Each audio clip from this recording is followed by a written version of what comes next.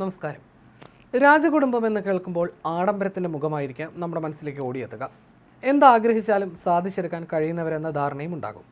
എന്നാൽ അതിനുമപ്പുറം ചില ദുഃഖകഥകൾ അവരുടെ കുടുംബത്തിലുമുണ്ട്. അങ്ങനെയൊന്നാണ് സൗദി അറേബ്യയിലെ കോമയിലായ Al Waleed bin Khalid bin Talal എന്ന രാജകുമാരൻ്റെ ജീവിതകഥ. 2 ദിവസങ്ങൾക്ക് മുമ്പാണ് രാജകുമാരന് 36 വയസ്സ് തികഞ്ഞത്. ഏകദേശം 2 പതിറ്റാണ്ടായി, അതായത് 20 വർഷത്തോളമേ അദ്ദേഹം കോമയിലാണ്. 20 വർഷമായി ഇദ്ദേഹത്തിൻ്റെ ആരോഗ്യനിലയിൽ യാതൊരു പുരോഗതിയും ഉണ്ടായിട്ടില്ല. വെന്റിലേറ്ററിൻ്റെ സഹായത്തോടെയാണ് ജീവൻ നിലനിർത്തുന്നത്. 2005-ലുണ്ടായ ഒരു കാർ അപകടമാണ് അദ്ദേഹത്തെ ഈ അവസ്ഥയിലാക്കിയത്. അന്ന് സൈനിക കോളേജിലെ പഠനകാലമായിരുന്നു. അപകടത്തെ തുടർന്ന് കോമയിലാവുകയായിരുന്നു അദ്ദേഹം. ജീവിതത്തിലേക്ക് ഇനി ഒരിക്കലും തിരിച്ചു വരാൻ സാധിക്കില്ലെന്ന് ഡോക്ടർമാർ വിധിയെഴുതി.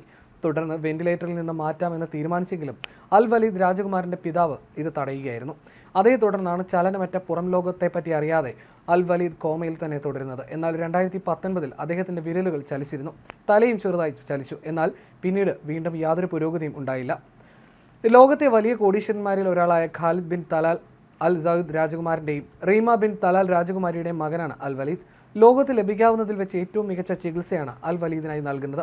റിയാദിലെ കിങ് അബ്ദുൽ അസീസ് മെഡിക്കൽ സിറ്റിയിലാണ് രാജകുമാരനെ പരിചരിക്കുന്നത്. ട്യൂബ് വഴിയാണ് ഭക്ഷണം നൽകുന്നത്. വെന്റിലേറ്ററിൽ നിന്ന് മാറ്റിയാൽ മരണം സംഭവിച്ചേക്കാമെന്നാണ് റിപ്പോർട്ടുകൾ. എന്നെങ്കിലും തങ്ങളുടെ മകൻ ജീവിതത്തിലേക്ക് തിരിച്ചു വരുമെന്നാണ് രാജകുമാരൻ്റെ മാതാപിതാക്കൾ പ്രതീക്ഷിക്കുന്നത്.